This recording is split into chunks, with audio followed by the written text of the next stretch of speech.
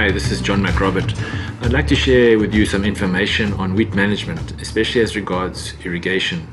So to begin with, I'd like to explain this graph that I've put up. On the bottom axis, we have the days after planting. We are assuming that we plant on the 20th of May, and if the wheat takes 140 days to mature, that'll mature then on the 7th of October. When we talk about maturity here, we are talking of physiological maturity. That is when the grain has reached its maximum dry matter weight and will no longer increase in size. It's not harvest maturity. From physiological maturity to harvest maturity is another 20 or so days, depending on the weather conditions, as the grain dries down. At physiological maturity, the crop will have some green leaf in it, but the grains will be dry, the ears will mostly be dry. Now, flowering in wheat occurs around 75 days, and that will depend a little bit on the weather conditions and the planting date. So to explain these dates and how they're affected by weather conditions and planting date, I'll take you through two more slides and then we'll come back to this slide. So in this graph, we are looking at the effective planting date on the time to different growth stages of wheat. So on the bottom axis, we've got days after planting. When we plant early, around the 25th of April, flowering is earlier than when we plant in mid-May or early June. The reason for that is, in April the temperatures are still fairly warm, but they are beginning to decline.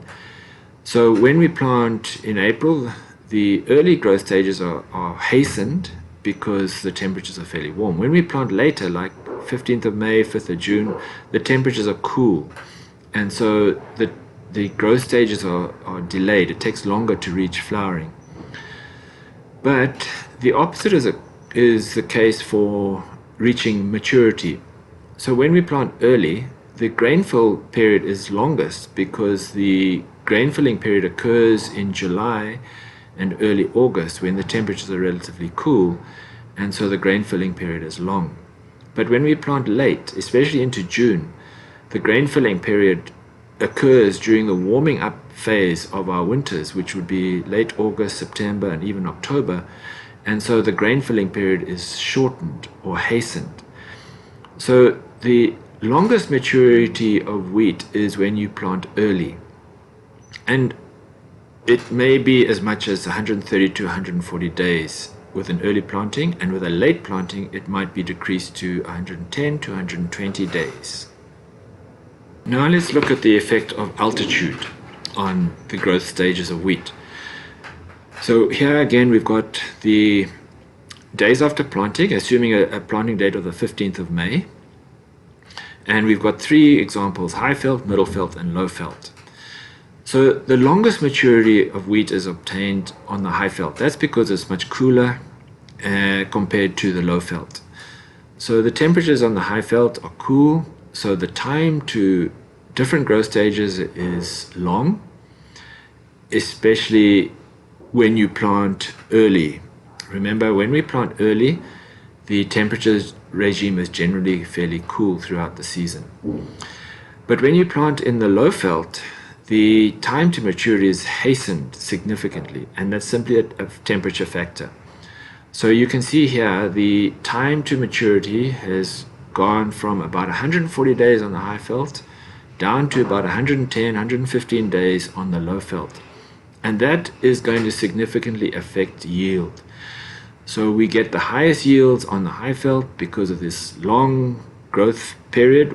The plant is able to accumulate a lot of carbohydrate and put that into the grain. Whereas in the low felt, the time to maturity is hastened or shortened, and therefore the plant cannot simply produce enough dry matter and sugars and carbohydrate to put into the grain. Now, with that in mind, let us return to this graph of the estimated daily crop water use for wheat so that we can understand how best to irrigate our crop in a general sense. So in this graph, we have assumed a 20 May planting date and 140 days to maturity. On the graph, there are two lines. There's a brown line, which is the estimated daily evaporation, and a blue line, which is the estimated daily crop water use. Now I've had to make some basic assumptions here, and these two graphs are going to vary significantly from place to place, but in general this is what we would expect to find. So with evaporation, when we plant on the 20th of May, the temperatures are declining towards the end of June, early July, and so because of that the evaporation will also decline. Then as soon as temperatures start warming up towards the end of July and into August, September and October, the evaporation rates are going to increase, and they'll increase quite significantly or fast, especially in late September and October. Now evaporation is greatly affected by three things. Basically these are the radiation, the temperature and the wind. So the more radiation you have, more sunlight you have, the more evaporation you're going to have. So on a cloudy day you will have less evaporation. Secondly, you have the effect of temperature. So the cooler it is, the less evaporation there is. That's why in middle of June, early July, the evaporation rates are fairly low. And then thirdly, wind. The more wind there is, the more evaporation you're going to have. So when we get into August and September, the months of Nyamavuvu, the windy months, the evaporation rates increase. So the brown line is a pretty standard expectation of how evaporation rates will go through the season. So in June, July, they're going to be around 4 millimeters per day, and as we go into August, they're going to go up to about 5 millimeters per day, and into October up to 7 or 8 millimeters per day. Now remember, in the warmer environments, low altitude, this graph will increase, will go up. So in places like Chiredzi, Middle Sabi, the evaporation rates will be around 5 in June, July, and going up to 8 or 9, 10 in September and October. Whereas in the high altitude areas like Marandera, Harare, this graph might even go down somewhat, so that the evaporation rates on a cold, cool, cloudy winter day will be 2 to 3 millimeters per day, going up to maybe 5, 6, and possibly 7 millimeters in October. So that's a stylized graph. The Met Department is going to be publishing evaporation data, which will help you to interpret this graph. Now the blue line is the estimated daily crop water use. Now this is calculated from the evaporation. So that blue line is basically increasing in a curvilinear fashion from 21 days after planting through to maturity. Now I've put on this graph two black lines with arrows on them. So on the left hand side of the first black line, we have the crop daily water use less than the evaporation. Then between the two black arrow lines, the crop water use is higher than the brown evaporation line, and then as the crop goes towards maturity, the daily crop water use is less than the daily evaporation. So let's begin on the vegetative period from the 21 days through to flowering. This is where our crop water use is increasing on a daily basis because the crop is growing, the amount of leaf area is increasing, the canopy is closing, and around first node through to flowering, the crop will be using an increasing amount of water. Then from just before flowering, so that would be early booting, through to mid-grain fill, the crop is using water at its maximum rate. It's using water at the same rate or slightly more than the daily evaporation. And then from mid-grain fill through to maturity, the crop is going to begin to use less water per day compared to the daily evaporation. So now we can use this information, this general knowledge, to guide our irrigation requirements. And what it means is if your crop is, say, at the early vegetative stage, around 30 days to 45 to 50 days, it's using between 3 millimeters and 4 millimeters of water per day, depending again on the temperature, the amount of cloud cover, and the amount of wind. So if your irrigation system can deliver, say, 20 millimeters and your crop is using 3 millimeters per day, then your irrigation interval can be around 7 days.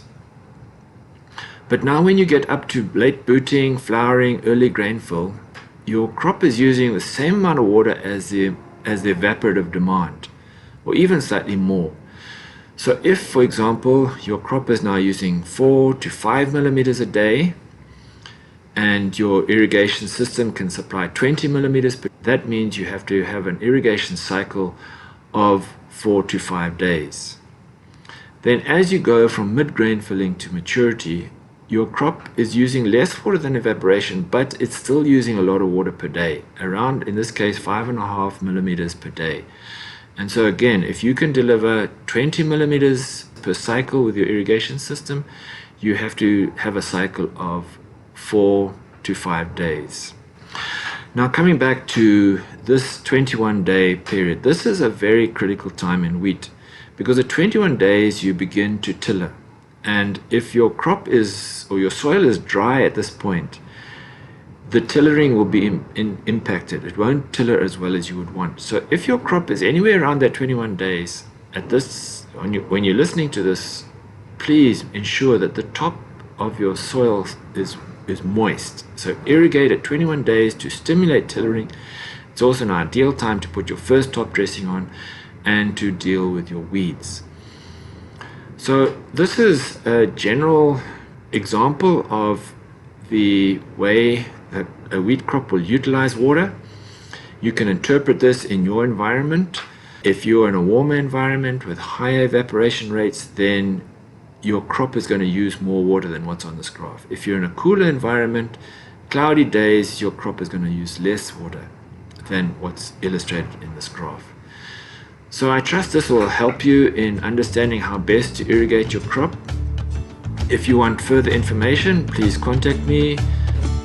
So thank you very much for watching. All the very best and have a great winter wheat crop. Bye now.